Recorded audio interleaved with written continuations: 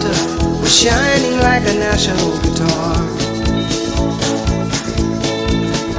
I am following the river down the highway through the cradle of the Civil War. I'm going to Graceland, Graceland, to Memphis, Tennessee. I'm going to Graceland. Poor boys and pilgrims with families, and we are going to Graceland. And my traveling companion is 9 years old. He is the child of my first marriage. I've reason to believe we both will be received in Graceland.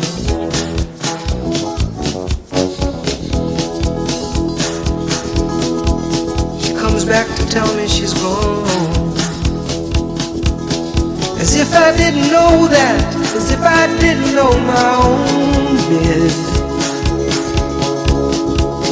As if I'd never noticed the way she brushed her hair from her forehead. And she said, losing love is like a window in your heart. Everybody sees you're blown apart. Everybody sees the wind blow. I'm going to Graceland, Memphis, Tennessee. I'm going to Graceland. Poor boys and pilgrims with families, and we are going to Graceland. And my traveling companions are ghosts and empty sockets. I'm looking at coats and empties. But I've reason to believe we all will be received in Graceland.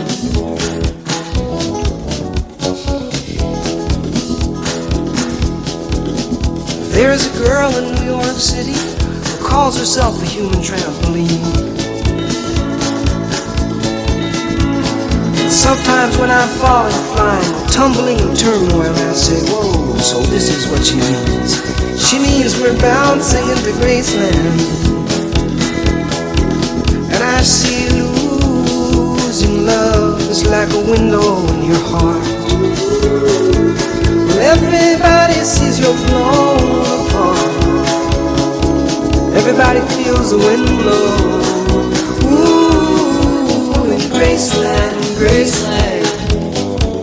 I'm going to Graceland. For reasons I cannot explain, there's some part of me wants to see Graceland. And I may be obliged to defend every love, every ending, or maybe there's no obligations now. Maybe I have a reason to believe we all will be received in Graceland.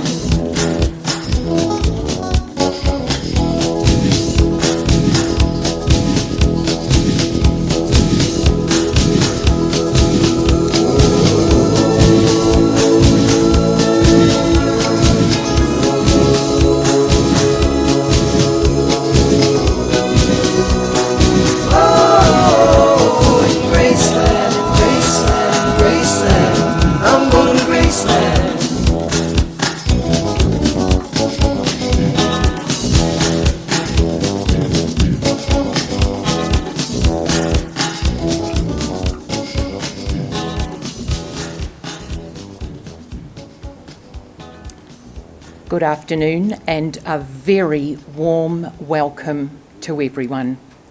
My name is Marilyn Morse and I feel very privileged to lead our service to honour, pay tribute, to celebrate the connections, the love and the memories of Gay Maria Moran. To everyone here in the chapel and also to those watching online, thank you for joining us. Our sincerest condolences go out to Gay's family, her children Joel, Saul, Ricky Lee, 3 grandchildren, Miles, Vivian, Jet, and 1 nearly here, just a few months away. And we can't forget her brother, Alan, and her partner, friend of many years, 24 I'm told, Peter. You've all come together today, putting your busy lives on hold. You're united with your presence and your unconditional love to farewell a beautiful lady.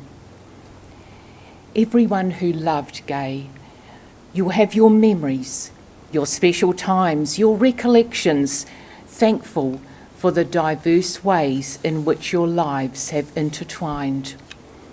And that's why it's quite difficult to find the words that can possibly cushion the heartache that you're experiencing when you're faced with the loss of a much-loved family member and friend.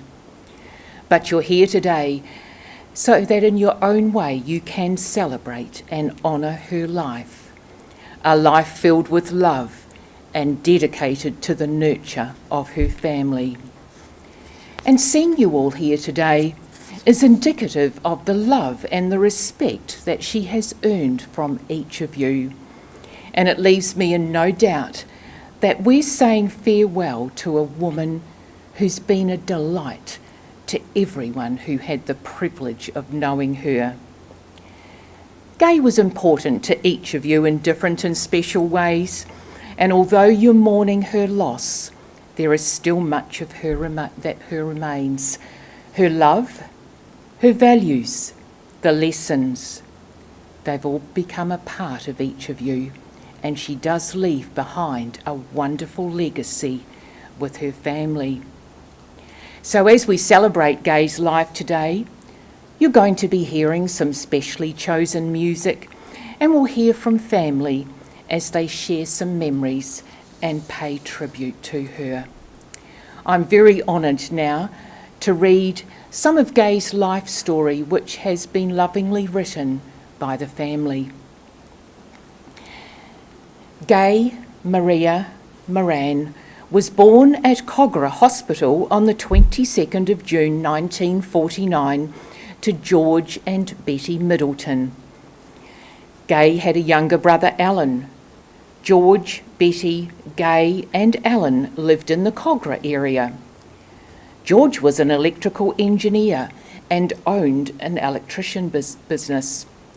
Gay attended the Kogarah Primary School and then later on St George Girls High School at Kogarah. After finishing school, Gay had a number of jobs, including working at a perfume counter at a chemist and a hair salon. In 1971, at just the age of 22, Gay married her first husband, Robert Simpson. Robert's family owned pubs and Gay worked in those for a long time. That marriage had problems and ended in 1973. Gay's brother Alan was good mates with a surfer from rural New South Wales named Colin. Colin and Gay obviously hit it off as they were married on the 26th of June 1976. Less than 9 months later, their first child, Joel, was born in February 1977. Gay and Colin moved to Somersby on the Central Coast in 1978. And a second child, Saul, was born in November 1978. Gay's dream of having a daughter was realised when Ricky Lee was born in 1983. Gay, Colin, Joel, Saul and Ricky lived at Somersby for many years. Her focus during these early years was on her children. She was a devoted mother who always put her children's needs first.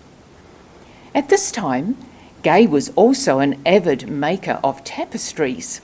She submitted her tapestries in competitions and won prizes. Anyone who saw Gay's tapestries would remark on their complexity and precision. Gay was also a volunteer for Lifeline in St Vincent de Paul, and she was passionate about helping people in need. It was later in life, in her 40s, that Gay decided to go to university. She started a Bachelor of Social Science degree at the University of Newcastle, just around the corner from here at the Ourimbah campus. After graduating university, Gay sought employment, working for not-for-profit family support organisations. In this role, Gay would help people in need who were going through difficult situations, including family breakdowns, family violence and substance abuse. Gay was committed to helping others and helped many people to get through extremely difficult periods in their lives. Later, she worked with people with special needs, providing disability support services. It was around about this time, after 26 years of marriage, that Gay and Colin unfortunately grew apart and they separated amicably in 2002. Shortly after, Gay moved to her house in Batteau Bay, where she continued to work with people with disabilities. Then she met Peter Simmons, a fellow support worker at Gosford Family Support. And it was with Peter that Gay discovered a love of cruising. They both embarked on cruises around the world, including throughout the Pacific, Asia, South America, Canada, and Alaska. In retirement, Gay loved her gardening. She potted around in her garden at Batteau Bay, tending to her plants. She particularly loved the native flowers. In 2019, Gay was diagnosed with cancer, something she faced with determination. During this time, Peter was her rock and did so much to comfort and care for her. Peter's support for Gay during this difficult time was truly special. It's impossible to sum up a life in 5 minutes. She had 3 major phases in her life: childhood, motherhood, and post-university. Evident in each of these phases are the qualities that made Gay the person that she was. Gay was reserved, but she could be a fierce advocate, and she wasn't afraid to stand up for people and things that she believed in. She was a devoted mother, always loving and supporting her children. She was empathetic and compassionate, using these skills to help people in need. Gay was a very smart and a deep thinker. She was able to see the world in a unique way. Gay was a wonderful, complex, thoughtful, and unique person, and she will be terribly missed. Thank you guys for giving me the privilege of reading that life story. Well, now it's your turn, so I'm going to invite Joel, Saul and Ricky Lee to come up and share some memories of their mum.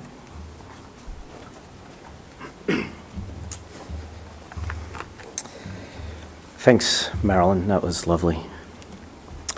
What was most beautiful about Mum was her introverted but also very caring nature. She reached out and cared for the 3 of us, but also helped many of my friends. Sometimes it was like we all had a personal psychiatrist. She had a very unique way to get people to open up and let people feel comfortable to share their innermost thoughts and fears. We always felt more comfortable with life after having a chat with Mum. I know Steph always referred to her as his second mum. I know Ricky and Joel and my friends here today appreciated having a chat to Mum with any particular issue. We all found Mum's shoulder very helpful. Mum also had a very driven nature. She pushed the 3 of us pretty hard academically when we were young. I remember having to re-say my times tables every night, time and time again, before I could have dessert or go to sleep. I also believe to this day, though, that early drive gives me the ambition and desire to be successful in life. She also loved to celebrate our successes, particularly with myself when it came to art, architecture and now property. Even to this day, she was so proud when I showed her a designer property award that I had achieved. She also loved to call me out when I'd been drinking a little bit too much. her favourite term, "Oh, Saul, you're getting rotten." I'll never forget that, and it was always fun with a sarcastic and satisfied remark from myself. My last memory of Mum was at Christmas. She was in great spirits, and I think she ate her own weight in spring rolls and roast pork. She was actually upset on Boxing Day when all the spring rolls were gone, but Jeannie had a hidden stash just for Mum. She was so happy and glad to see everyone, especially the grandkids. The saddest part was she was determined to hang around and meet the new bub, her fourth grandchild. Unfortunately, this won't happen, but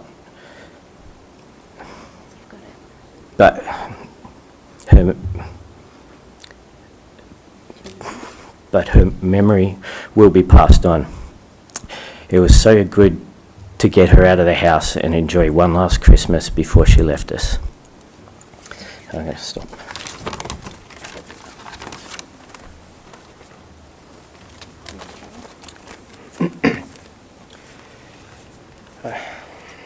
I have many fond memories of Mum, and I've picked out a couple to share today that I think will exemplify her.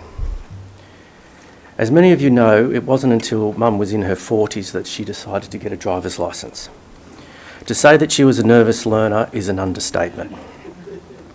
She would drive 20 kilometres below the speed limit with a line of cars backed up and tooting behind us. I remember how she would sit so close to the steering wheel, gripping it super tight. Dad would be trying to give instruction and Mum would be freaking out. Freaking out about a truck in the lane beside us or the set of lights that were coming up. I just remember how stressed everyone was in the car and the relief when we got to our destination. Now, I tell this story because it's a nice memory, but it also shows Mum's strength and tenacity. She kept at it and she got her licence. Driving was something clearly that she was a little bit scared of, but she faced that fear. And for Mum, getting her licence meant that she had more freedom. It meant she could volunteer at Lifeline, for instance. It meant she could volunteer at St Vincent de Paul. The licence also meant Mum could enrol in university. Going into higher education was a significant moment for Mum. I think it was confirmation of something that she probably always knew, that she was super smart. And she did really well at uni. Mum was a classic mature age student. She sat in the front row, took copious notes and always did the assigned readings. And I know all this because our time at uni actually overlapped. So Mum and I were both studying the same degree, social science, and for a time we were both studying down the road at the Ourimbah campus. So if you can imagine the humiliation of attending university and your mother is in the same class, that happened to me. I would be hanging out in the cafeteria trying to chat to girls, and I would see my mum walk past. It kind of cramped my style, but to be fair, I didn't have that much style anyway. And we were very different students. So I sat at the back and did the absolute minimum, and she was diligent and conscientious. So even though it was a little embarrassing attending the same uni as Mum, I did also take advantage of it. I borrowed her notes, I would plagiarise her assignments, and if I saw her on the campus and needed some money to go to the pub, I'd ask her for some money. Looking back now, I can see what a big step going to university was for Mum.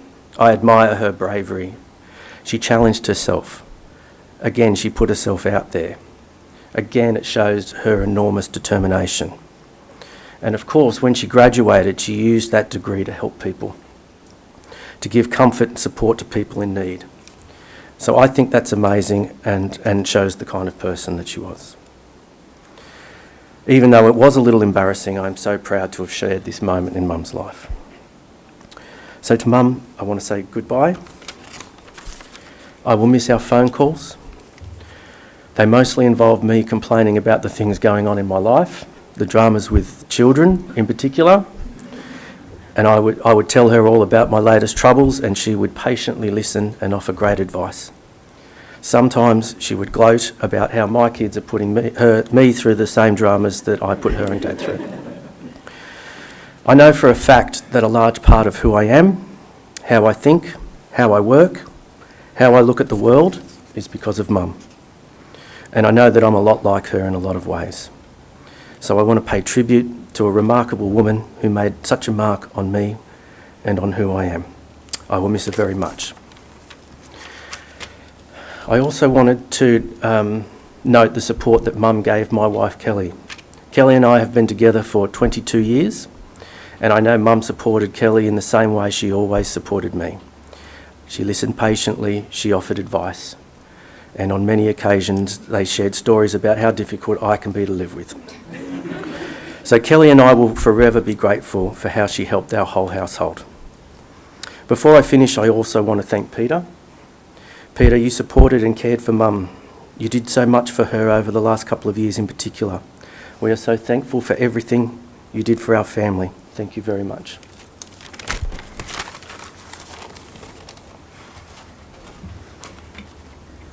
I got the fun job of going last. It's good. So, Mum wasn't an extroverted person who made a new friend every time she left the house, but the friends and family that she had, she just held them so close. As Saul mentioned, I'm sure all of us have been to Mum at least once to help with a life problem. At any barbecue, you would be sure to find Mum outside, quietly listening to someone's problem, probably with a cigarette in hand, giving them her undivided attention, making them feel heard, as well as sometimes, if it was needed, being absolutely brutally honest. But it's not just our family and friends that she helped. When she volunteered at St Vincent de Paul as a counsellor, growing up I frequently had to sit in the car while she was making house calls, spending hours and hours of her own time every single week, helping people that couldn't afford to access counselling any other way. And don't worry, she did crack the windows for me, and sometimes she even left water, so it's fine, and I'm mostly okay, so it's fine. She would also take me to the Vinnie's kitchen, where she would help the homeless access mental health services. There she would quickly put me to work in the kitchen making sandwiches or putting together Christmas hampers, so I was useful there too. And at Gosford Family Support for many years, she was incredibly generous with her time. She was happy to go anywhere that she was needed, though I do remember once she spent the day in the childcare room, and I believe her exact words when she came home were, "Never again," as she disappeared into her bedroom. Mum also worked with people with disabilities, and she did absolutely everything that she could to help, and she tried to make their life better. She wanted to include her clients in our family, especially if they didn't have family of their own. We were regulars at Erin Affair Yumcha and always with a Noreen Gardens client in tow. It wasn't just lunches that had an open invitation. Our family home was always open to anybody who needed it. It would not be a Moran family Christmas without a few stragglers. She didn't hesitate when I asked if my now husband could move into her house, even though we'd only been dating a few weeks. And then when we brought home the puppy that she had strictly and repeatedly forbidden us to get, she was quickly won over when we showed her that the puppy had a disability. So to say Mum was passionate about helping people seems like an understatement. It was a fundamental part of who she was. And I didn't realise until this week just how much of her time, or maybe I should say our time, I seem to have been donated a lot, she gave. And I was lucky enough to have her support while I was dancing growing up. She never complained about driving me to endless classes or endless rehearsals. She never complained about having to give up almost every weekend to a Stedfords. And I am sure that watching 30 kids that she didn't know do endless solos was not like a night at the Australian Ballet. She never complained when she had to spend hundreds of hours sewing sequins. She never complained when she had to pick up extra shifts at work so that I could dance at Disneyland. She just got me there. And when I told her I wanted to get a university degree in modern dance, she supported me 100%. She never once pointed out that the degree may not give me a lot of job opportunities, even though I'm sure she was thinking it. Instead, she helped me prepare for my auditions. She drove me there, and because I was so nervous, she actually stood right outside the audition rooms so that I would know she was there the entire time. It was really hard to pick a last memory to leave with you all because there were just a few too many options, like when Mum was drinking absinthe shots one Christmas and invented the word chunderous to use it in a sentence like she did. I have drunk too much absinthe and I feel chunderous. How she had a crush on Kevin Costner, but only Kevin Costner in the Bodyguard movie, no other Kevin Costners. How she thought it was just the most genius plan when she bought maternity jeans to wear on cruises, and she would have been aged about 60 at this stage, so that she could eat more and still fit into her pants. How she also discovered on cruises that her favourite cocktail was a Long Island iced tea, that she used to go into what she called rich suburbs, not sure what that is, but to steal plant clippings from people's front yards. Even if they were in their front yards, she would be stealing plant clippings. But I finally settled on one. I was picking Mum and Peter up from a work Christmas party and there was torrential rain. It was so bad that all the streets were flooding. And when we got home, Mum was climbing out of the back of my two-door car when I hear her fall. Peter and I come rushing, obviously to make sure she wasn't hurt and to help her. But I get around the other side of the car and there was Mum in the flooded gutter, one leg still hooked up into the car, trying to do backstroke in the flooded gutter. And when I went down to try and help her up, she started splashing me like we're at a pool party and shouting, "Woohoo!" So she always kept things interesting, to say the least.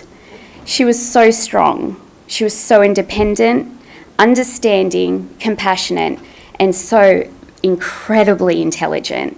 She'll always be my role model, and I aspire to be more like her, generous with her time, supportive, and willing to help absolutely anybody who needs it.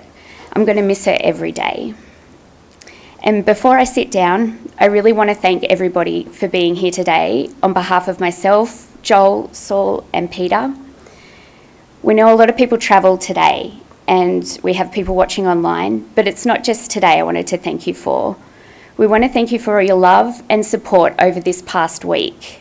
The beautiful messages, phone calls, flowers, food, photos. You have made an incredibly hard week for our family a little bit easier, and Mum would say thank you for taking such good care of us. So thank you seems completely inadequate, but it's all I've got. So thank you.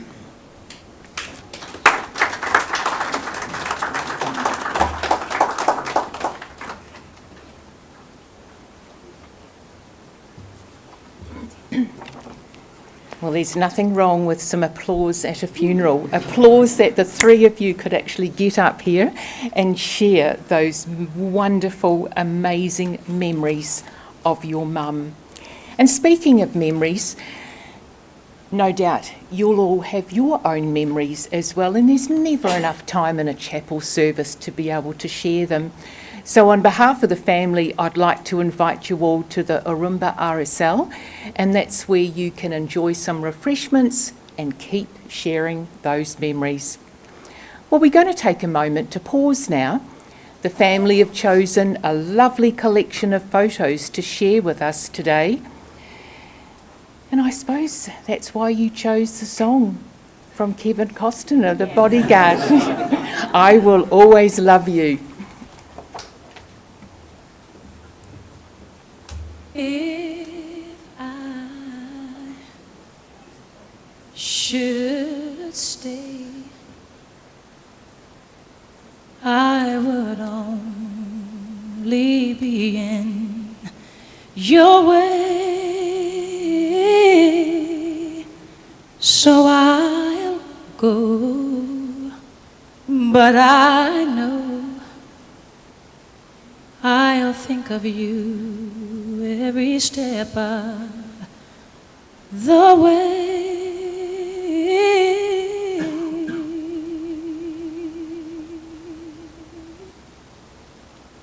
And I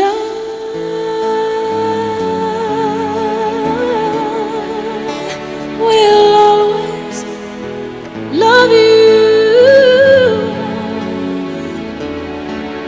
Will always love you.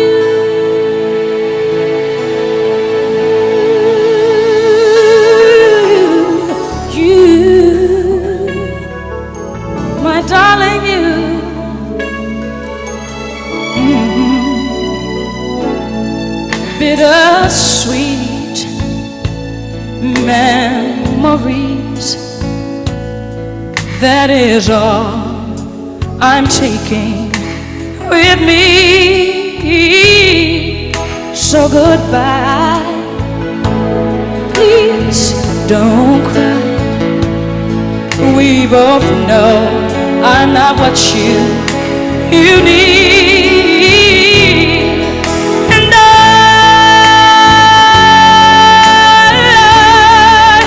will always love you.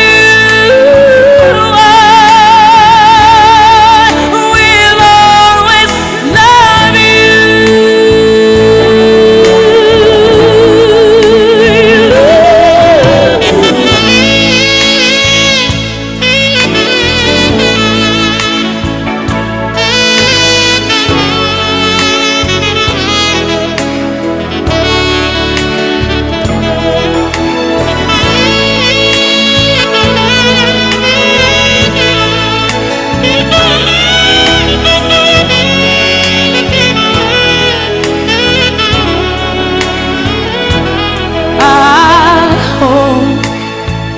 life treats you kind, and I hope you have all you dreamed of,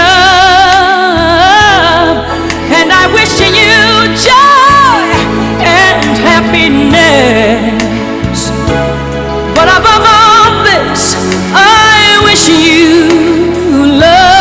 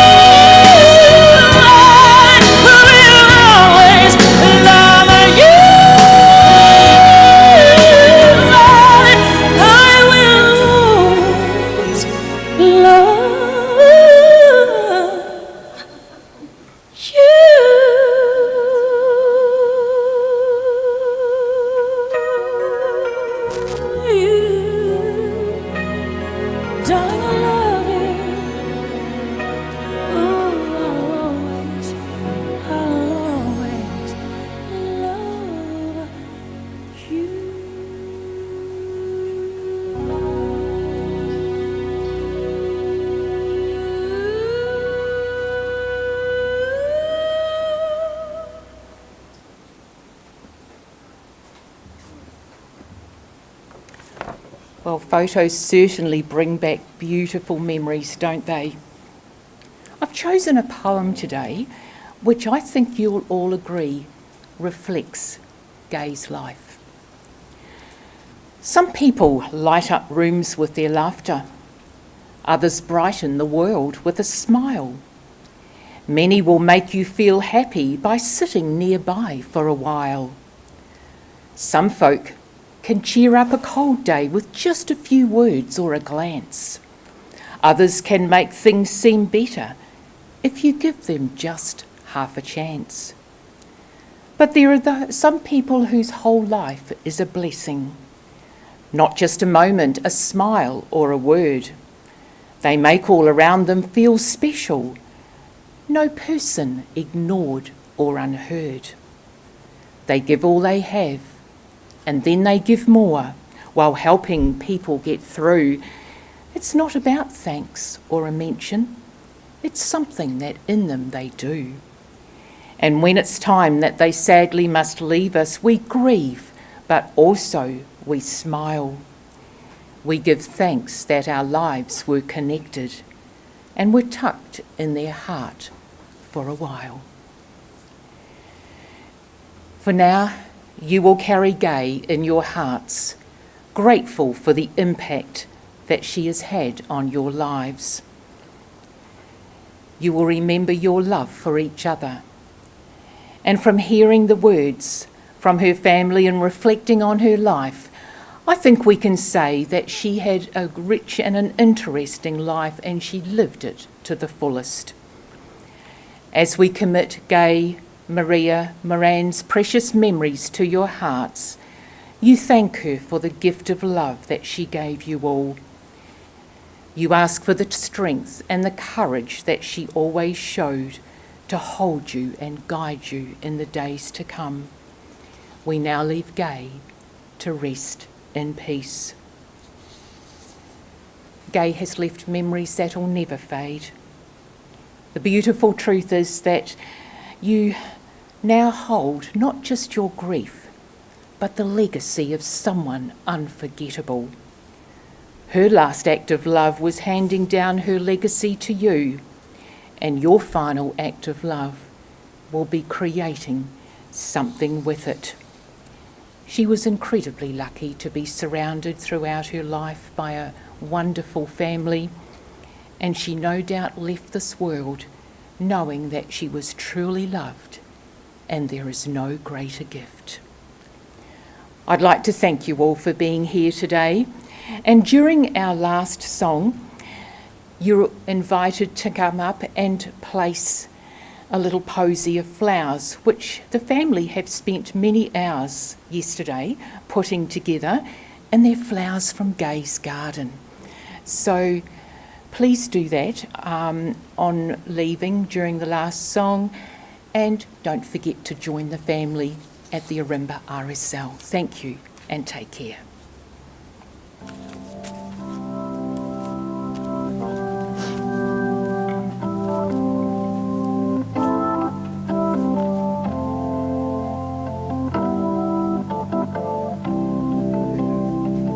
Here I am again,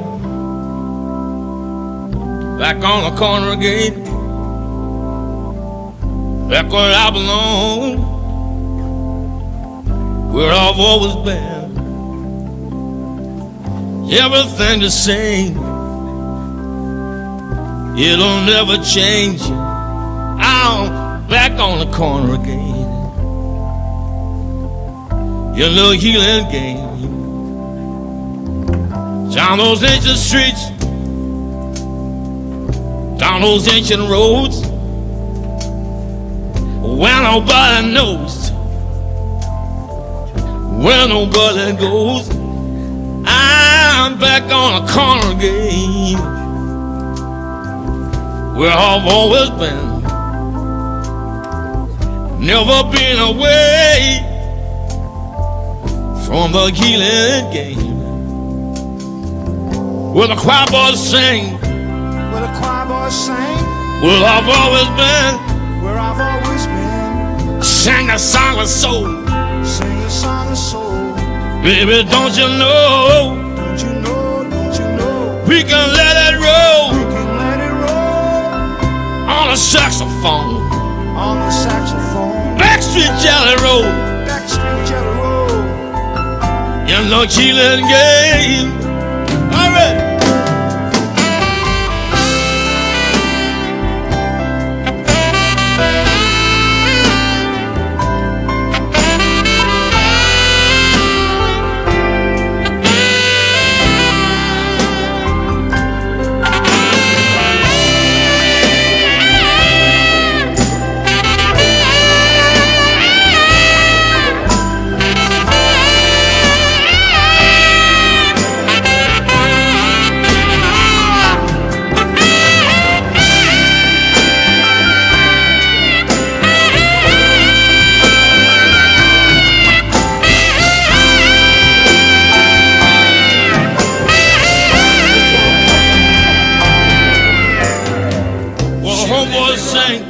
Sing the songs of praise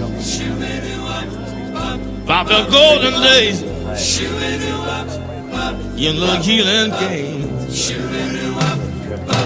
Sing it out loud, Sing it out loud. sing it in your name, Sing it in your name. sing it like you're proud, Sing it like you're proud. sing the healing game. Sing it out loud, Sing it out loud. sing it in your name, Sing it in your name. Sing it like you're proud. Sing it like you're proud. Sing the healing game. Sing the healing game. Sing the healing game. Sing the healing game. Sing it in your name. Sing the healing game. Sing the healing game. Sing the healing game. Sing the healing game. Sing the healing game. Sing it in your name. Sing me the healing game. Sing the healing game. Sing the healing game. Sing the healing game. Sing the healing game. Sing it in your name. Sing the healing game. Sing the healing game. Sing the healing game. Sing the healing game. Sing the healing game. Sing it in your name. Sing the healing game. Sing the healing game. Sing the healing game. Sing the healing game. Sing the healing game. Sing it in your name. Sing the healing